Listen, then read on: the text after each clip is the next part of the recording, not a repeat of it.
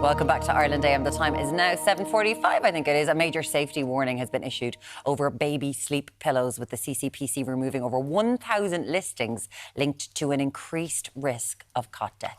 Joining us to discuss is Dr Fiona Cianci and Gráinne Griffin. Good morning to you both. Thank you so much for coming in to us. Gráinne, let's start off with this. The CCPC, these sleep pillows, listen, we're seeing them beside us here.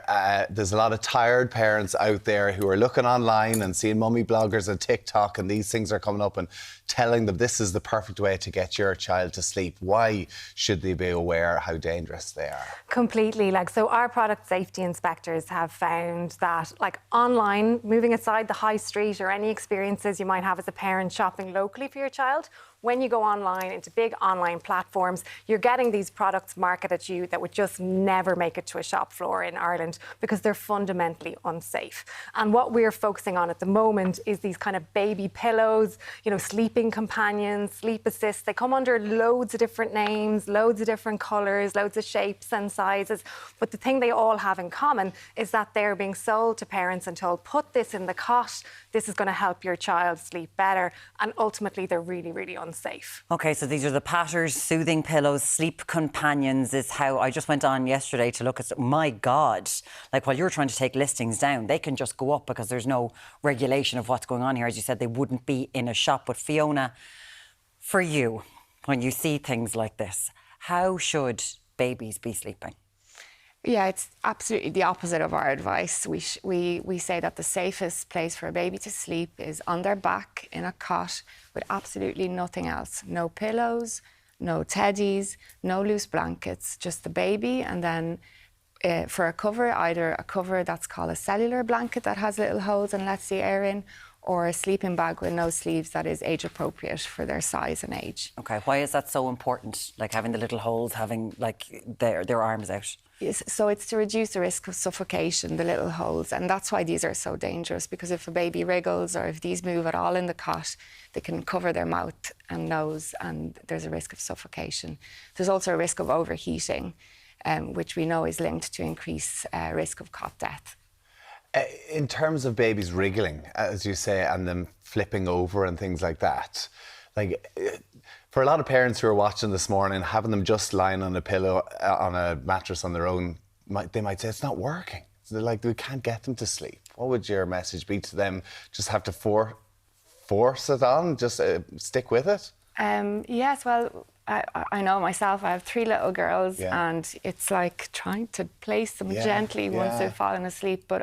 Or why are parents going out and buying these aids? Because they're marketed as a sleeping aid. They're marketed as a solution to the elusive sleep. But, we know the risks. There's lots of evidence that shows that these are unsafe and that the best place for a baby is on their back. That's the safest way for them to sleep and reduce the risk of cot death. Because I know when it comes to babies, an awful lot of the time when there's little hats and people are like, God, I wish the outfits didn't come with little hats, because babies regulate their heating through their head an awful lot of the time, isn't it? That's right, yeah. So we don't recommend any hats on a baby's head either.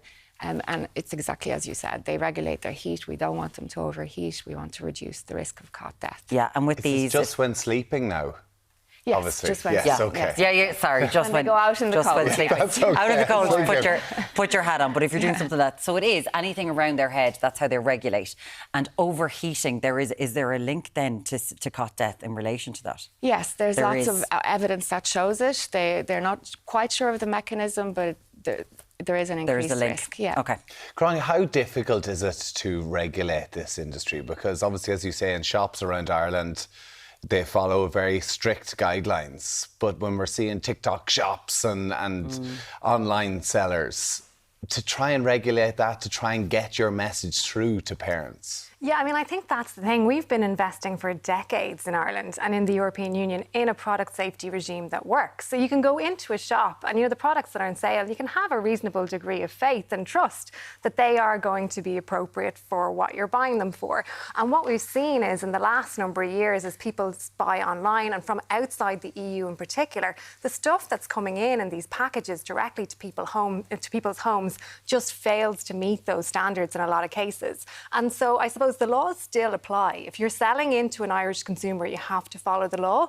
But for a product safety authority, of course, it presents challenges, as in it's a whack-a-mole game potentially. So, like in these cases, what we've done is we've just gone straight to the platforms. So instead of going business by business, we've just gone straight to the platforms, said, look, these products should not exist. We need you to take them down. And that's why there's over 1,000 taken down really recently. And like that's very important that we can do that. Is that not increasingly annoying? We had young people in here the other day talking about what they want in relation to AI, and they want regulation, which is amazing because there's so many lobbying groups that want to deregulate everything to do with the internet. An awful lot of these they can tell, they're just able to take the listings down, right? They can do that. So are they cooperating with you in relation to this? No, they're cooperating with us really well. And I think that the thing is, this is where increased power is, you can really see the value. Like 18 months ago, we couldn't have taken those 1,000 listings now. Now we can, and businesses and platforms know that if they don't take them down, they could face a criminal prosecution. Okay. Like that matters. But also at a European Union level, because you're talking about these huge platforms, you need to see the likes of the recent fines that we've seen, like 200 million against Temu. Like that's good regulation in action, and that's the kind of work we're doing. And it's just important that we kind of continue to build on that, because this kind of online shopping is not going away. Fiona, from a lot of new mums' point of views, our parents in general, they follow somebody that they trust and follow a parent who maybe did it a certain way and said, oh no, this has worked for us. Or, like, I just think myself with my kids, we had this sleepy thing with a cushion around them, which now is banned, but at the time we swore by it. So how do new parents follow the new advice, or what should they be looking at, or where should they be going to get this advice? Yeah, I mean, the advice isn't new. It's been the same for a long time, and it's about a clear cot and a baby on their back. And they can get more advice on the hsemychild.ie, and it really goes into detail about safer sleep practices and how to reduce the risk of So cot just a death. straight cot, nothing else in it? Nothing else in it, Okay. and just either the sleeping bag or a cellular blanket over the baby. Yeah, old school. That's it. I'm just saying it is old school. Yeah. Nothing in the flipping cot. Yes. Right, okay.